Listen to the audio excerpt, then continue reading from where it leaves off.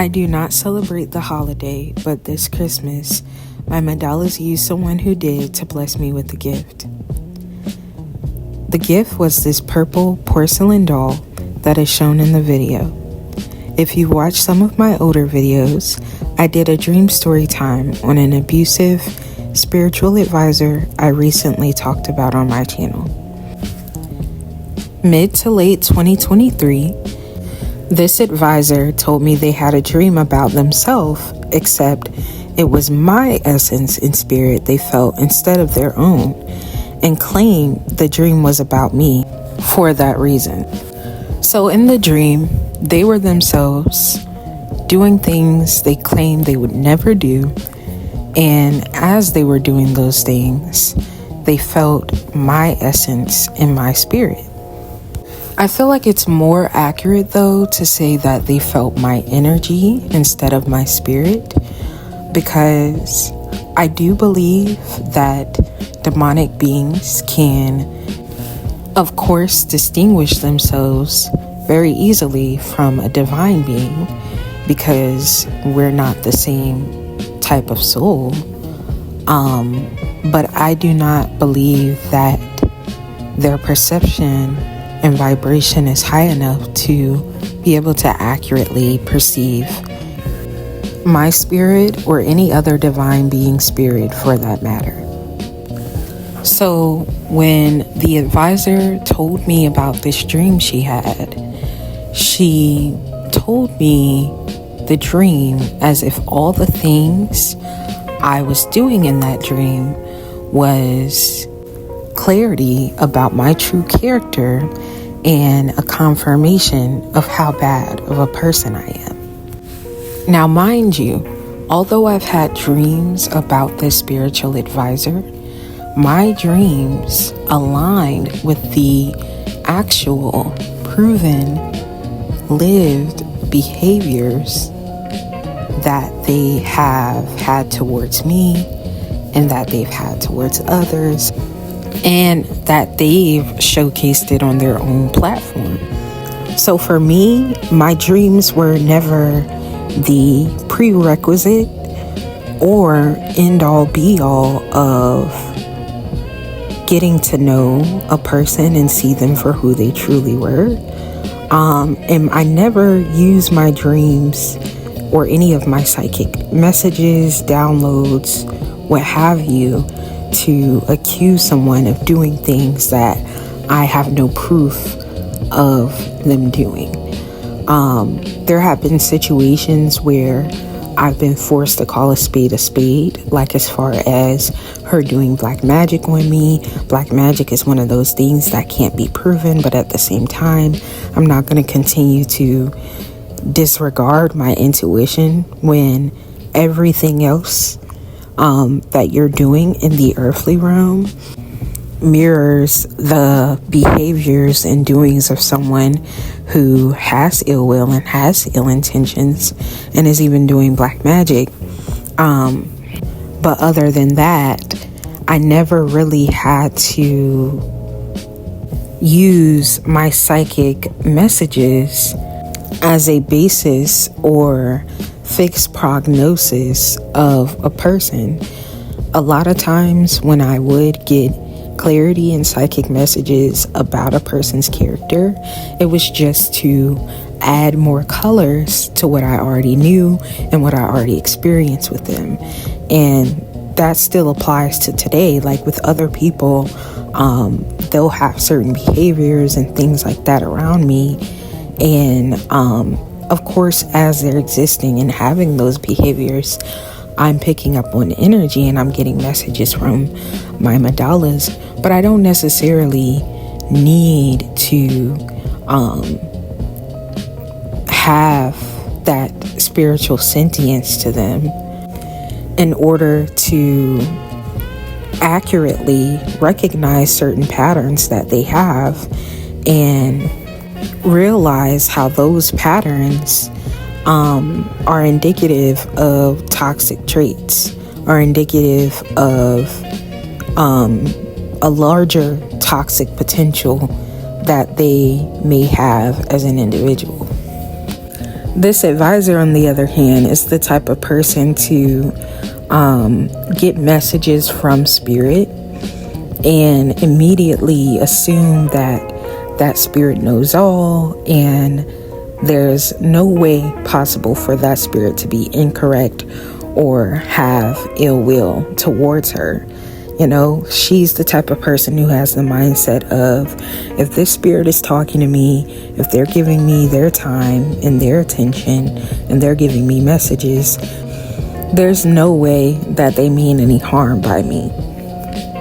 Especially if they're giving me bad messages about someone that I'm already jealous of, about someone who I already want to hear and believe negative things about. And this is why it's very important to do shadow work, and it's very important to hold yourself accountable on an internal level, because when you become spiritually aware and when your gifts open and activate, there will be divine beings that want to use you, and there will be demonic beings that want to use you, right? So regardless of whether you're a divine or demonic soul, you can be used by both. But if you're a demonic soul, you being used by divine beings is not necessarily going to be a beautiful and divine experience for you.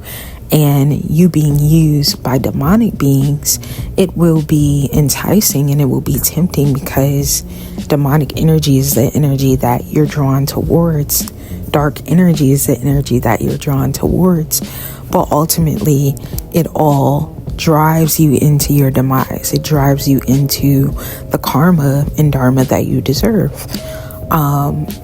So this individual ignorantly believes that her mere connection to spirit guides and the acuteness of her spiritual gifts is synonymous to her favor and her protection from spirit guides and her connectivity to divine spirit guides. And that is just not true.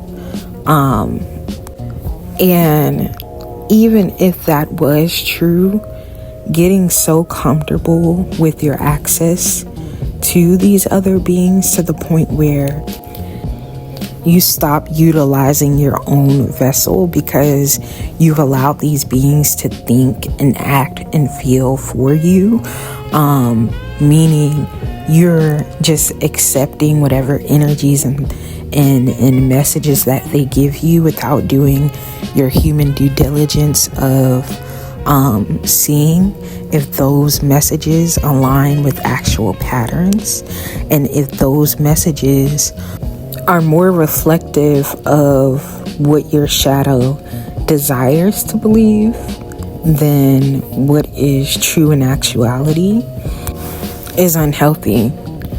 And it's even more toxic when you take on a role of authority, whether that is helping other people, whether that's giving out information, etc., and you impose your lack of self-governance onto them. You normalize not being a self-governing entity by spiritually bypassing the things our human and earthly life requires. It's a very dangerous thing, because this is how what people call psychosis or spiritual psychosis is formed.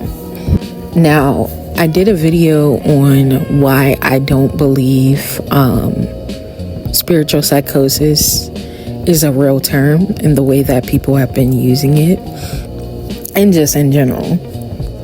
And that is because a lot of times when people take on certain things, take on certain lifestyles, such as religion, such as spiritual beliefs or spiritual practices, such as certain lifestyles in any sector of life that they may take on. People come into those spaces already with a fallacious, confused, and delusional way of navigating. A lot of times, those spaces don't make people crazy. They don't make people psychotic. They don't make people delusional. They just already are that way. And if they were taken out of that space, they would go into another space and navigate the same way. It's their individual programming, in my opinion, and not them not properly grounding their vibration or properly doing one particular thing one way or another. For example, this same advisor tried to make me believe that not purchasing her conjure services was contributing to me being psychotic or being what she considered to be delusional. And for one, a conjure service can't make someone not delusional. That person has to independently reprogram themselves to think logically and objectively when it is appropriate, and manage their emotions, and also understand when their emotions are not clouding their vision, but rather assisting in their intuitive accuracy. And this is something that people will do. They'll make you think that not cleansing yourself enough, not meditating enough, or not doing whatever enough is the reason why you're delusional and why you're spiritually psychotic, or whatever the case may be. And sometimes these people say these things because they're manipulating you, or they're imposing their own corrupt way of navigating certain realms onto you. Other times, people are witnessing someone who is truly delusional and truly confused, but still, they themselves are not qualified to accurately diagnose that person who is truly indeed delusional, because they themselves are toxically detached from their human experience and just quite simply their individuality. So although for them it may manifest more normal, quote unquote, they're just a covert version of the person who is more loudly governed by not only other beings, meaning other spirits, more than likely demonic beings, but governed by the semantics of artificial programs, such as religion, such as other social structures. And me using this word artificial, I'm not using it inherently as a negative connotation.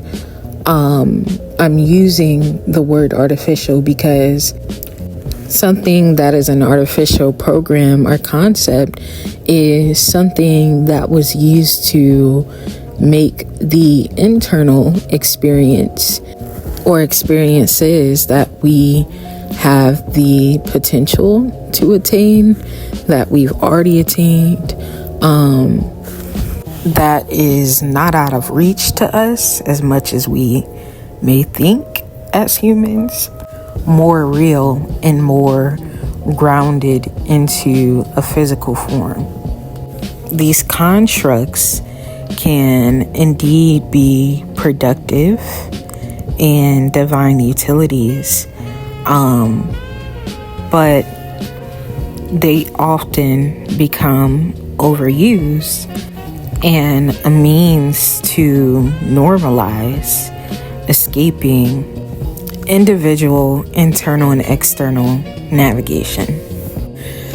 Another one of the dangers of corrupt spiritual advisors, and not even just spiritual advisors, but letting yourself be led by people just because of what they have to offer on the surface level, or just because of fear of being on your own.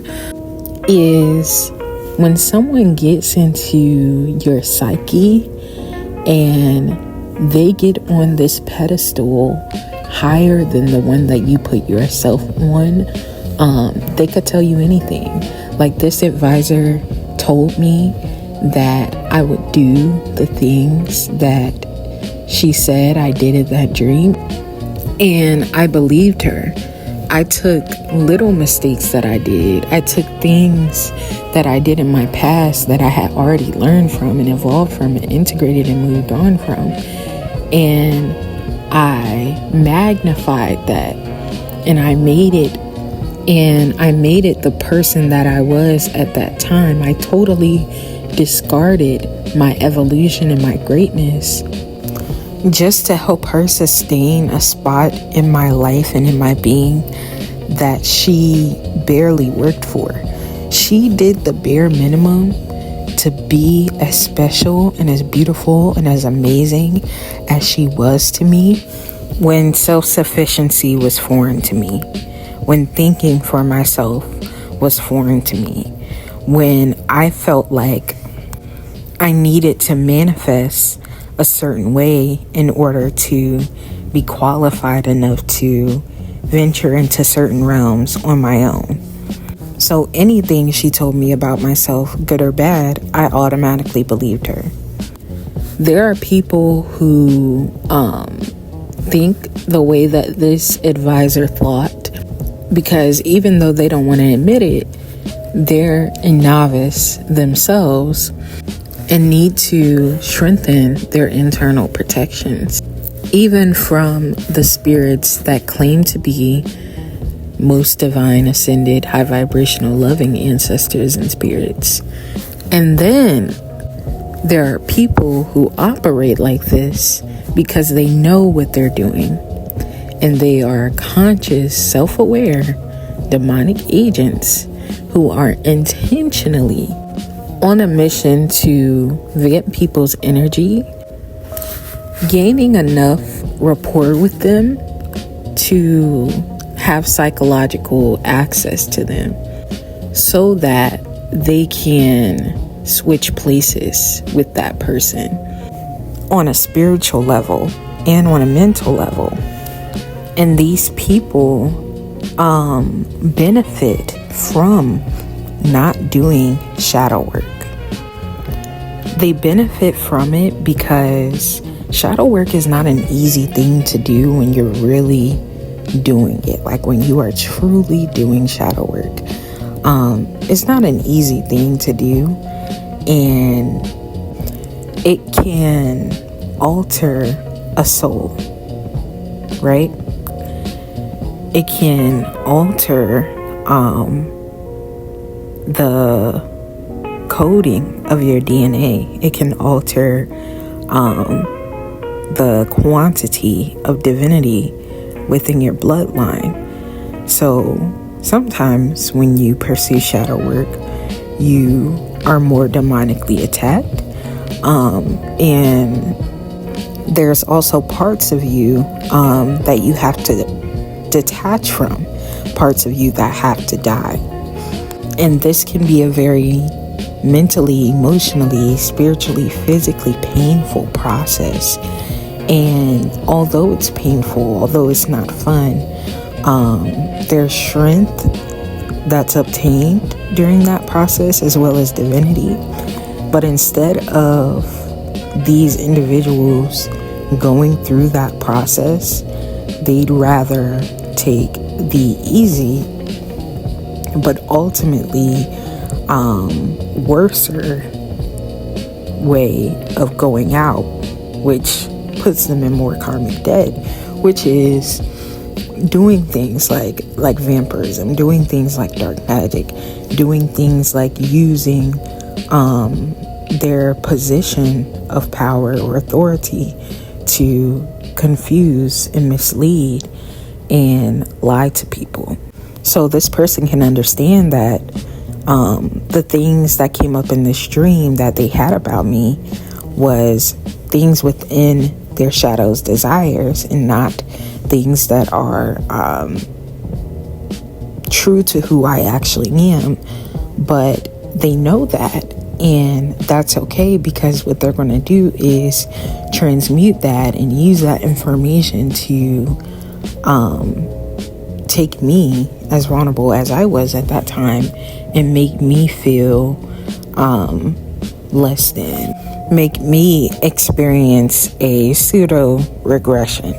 These types of individuals see your light before you do and want to obscure your identity and divinity before you have a chance to see it for yourself, so they can sabotage your self-love, soul mission, and the connotations you put behind your existence as a whole.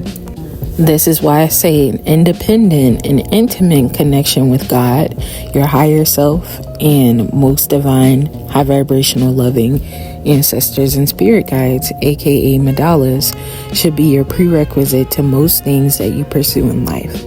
So if you blindly or semi-knowingly get into a connection with someone less healed than you will have a defensive barrier from the false projections of their shadow. No one will be able to tell you the validity or lack thereof of certain significant aspects of your identity, because you will already have established that assurance with yourself and or trust with the universe to know that your soul and your path will be clarified in due time.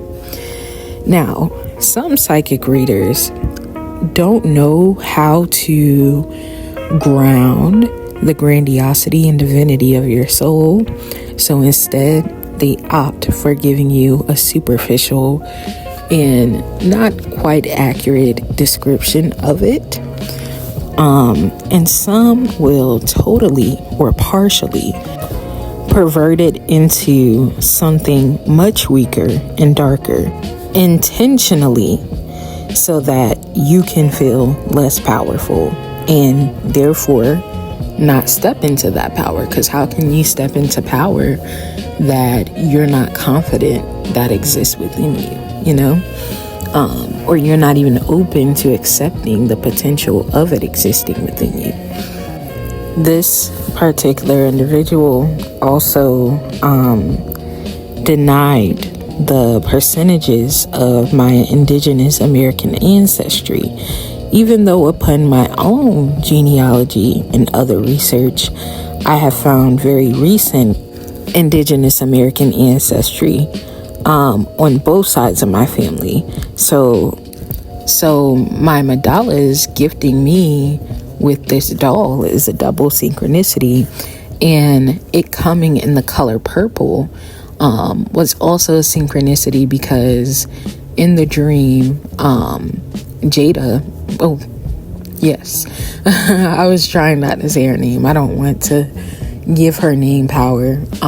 But yeah, this advisor, Jada, who I've done several videos about on my channel, she was wearing a sock, right? And in the dream, the sock was mostly black, and it had purple on the heel part and purple on the toe part. And she said that this sock represented the amount of divinity and lack thereof that I had within my soul. And the black part of the sock was symbolic of how my soul is mostly dark, and the two purple ends was symbolic of the little bit of divinity that exists within me. And another thing that stood out to me about this dream is that why would God, my God that loves me, my God that wants me to see myself through their eyes for the good, the bad, and the ugly, initiate the clarity of who I am as a soul on a soul level through your container, your physical vessel, the container you reincarnated into. That doesn't sound right to me. That doesn't sound right to me. That is a red flag that dream came from demonic beings. Why am I you? For this to be a message about my soul and who I am as a soul, getting soul messages to me, I don't know how other people perceive that shit, but it is a significant thing. Your soul is the core of not just who you are in this lifetime, but who you are in this universe, in existence, period. So for that message to come through you and not me, my physical vessel, I'm not taking that shit. I'm not gonna rely on that. That's not a reliable source of information to me, because my God loves me enough to acknowledge me as who I am. Not fragmented, not, oh, you could be Jada's container with Janice's essence. And I feel like even the dream is another double entendre, because I knew that this person was destiny swapping me. And it's funny because right after she told me this dream about her, I end up getting my own dreams about Jada for myself. And Jada manifested as herself. She didn't manifest as me.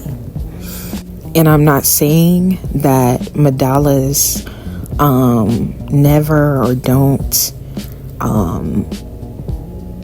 switch things up in the spiritual realm. And when it comes to relaying messages, because I know firsthand that there is much depth and nuance to how Madalas manage and manifest through our spiritual body. But for something this significant, it was not meant for me to receive as a confirmation of who I am as a soul. And I do believe that she manifested as Jada herself in her own physical body with AUIZ's Janice's essence, because that is who she wanted to be. And you were going to mimic my essence and spiritually siphon energy from my essence and still do the demonic things, like the things that you did in that dream. The things that happened in that dream was you. Just because you delusionally perceive a reality where you feel how you think I feel on a spiritual level, or where you live a life that you think mimics my life, it doesn't in reality stop you from being you. You can never truly transfer beings, and I might suffer as an individual because of your dark magic and because of your vampirism and energy siphoning, but you can never truly take my soul and my spirit away from me. I just have to fight for my sentience back, meaning I just have to fight to be able to access my own energy again, be able to cut cords with you, be able to get these demons off of me who are suppressing my connectivity to my own divine light. But my divine light cannot be suppressed, and it cannot be deteriorated or corroded because of your attack. All that can happen is demons putting the illusion in place by attacking me so that I don't have access to my own energy, but it's always going to be an illusion. It's never going to exceed that. It's just like if you build a property and that property is in your name and it's on your land, and you decide to move and go to another country, and something happens to where you can't access your funds to get back home, and the country that you're in, you don't know the language and you don't know the people. Regardless of the obstacles and regardless of how long it takes you to get back home, that home is always yours.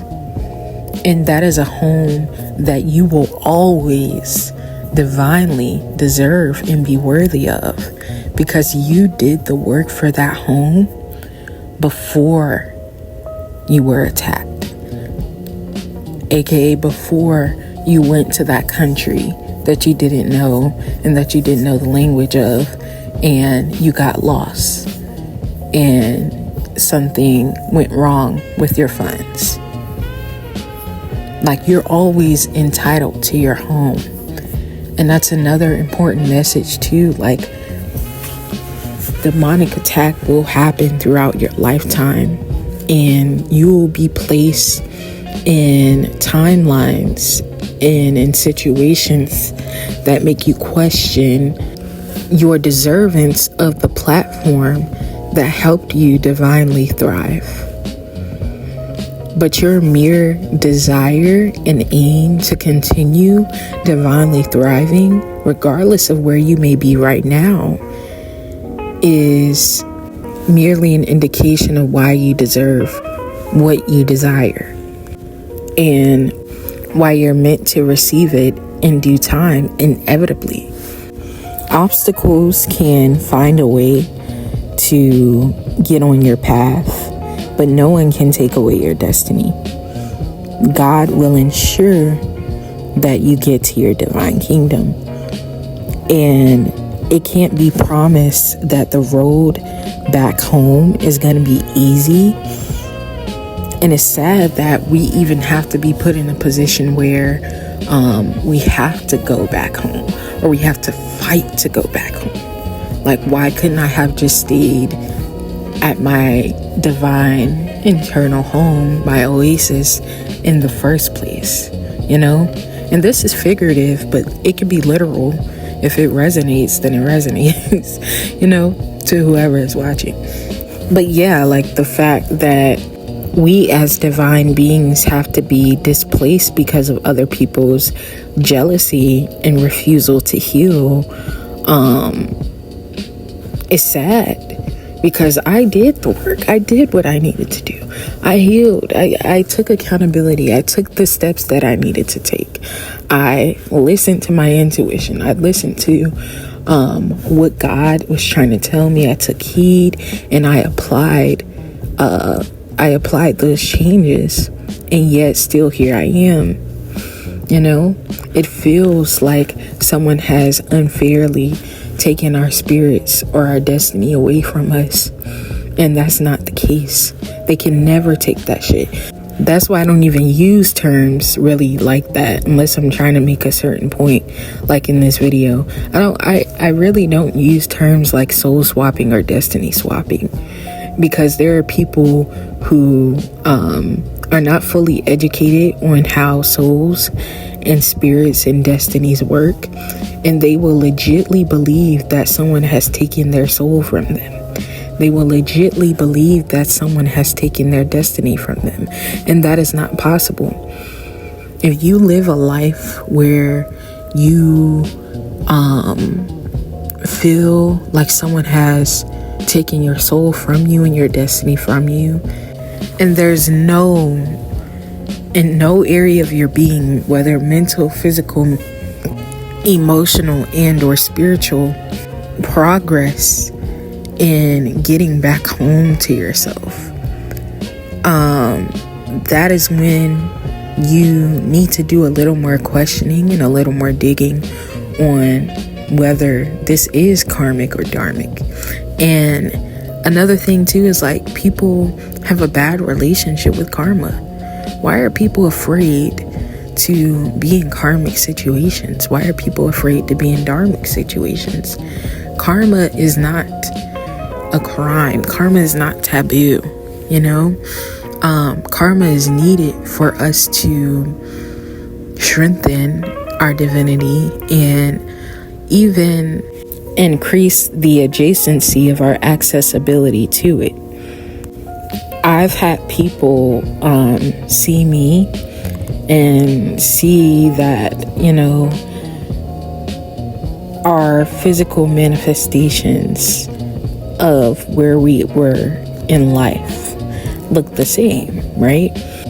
And they'd assume that I haven't learned the same lessons they haven't learned, or I refuse to learn the same lessons they keep refusing to learn, or I choose to continue the same cycles that they've continued, right? When it came to these people, I was much more educated, I was much more mature, I was much more evolved, I was much more self-aware. But they assumed that because I was in the same predicament as them in the physical realm, that I wasn't. And this is a mistake that I feel like a lot of people in life make. Someone could be literally sleeping out on the streets because of demonic warfare, not because of their lack of spiritual or moral or ethical or practical due diligence. And these divine beings in these unfortunate positions, we get confused, like, why are these people who are in my same field or my same predicament or my same circumstances, why are they jealous of me? Why do they hate on me? Why do they ostracize me, you know? And it's because they know that although you're in their field, you are not of them. You're not cut from the same cloth that they're cut from. So although you're in the same predicament, there is a distinction that is felt from them and that is even seen from them in who you are, how you behave, your aura, how you carry yourself, your intelligence, etc.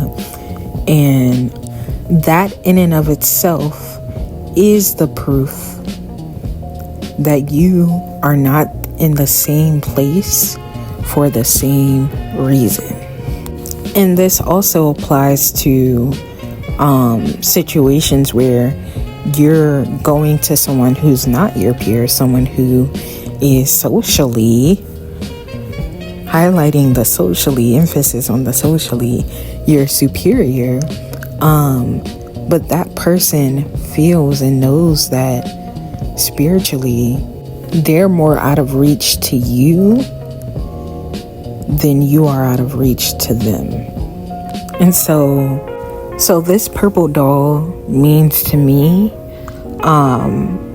being so powerful and so big and beautiful as a soul that no matter what box or container or program or category or system that I may have to temporarily accommodate to for the sake of my progression in this earthly realm, my soul always will exceed that box, and I always will be one of one. I always will be on a level that other humans cannot supersede through their earthly customs. And a lot of people have integrated their earthly customs on a soul level. And this is a very demonic thing. And these individuals reincarnate lifetime after lifetime You know, sometimes they'll reincarnate as rich people, sometimes they'll reincarnate as middle class or poor people, and wonder why, no matter how they reincarnate, what type of lifestyle they take on, what they choose to pursue in that life, who they choose to pursue, they're not fulfilled. And it's because this earth and the things of this earth was never meant to reflect God and never meant to reflect our entirety. People have lived lifetimes detaching themselves from their internal oasis. They're building, even working towards building an internal home for themselves. That the ebbs and flow of this earthly world is all that their existence relies on. And so that means that when Earth and the things that happen within Earth are not good, they're not good. They can't laugh. They can't experience true joy and a true high vibration. They're brought down with the program that they subscribe to. They're unable to defy that.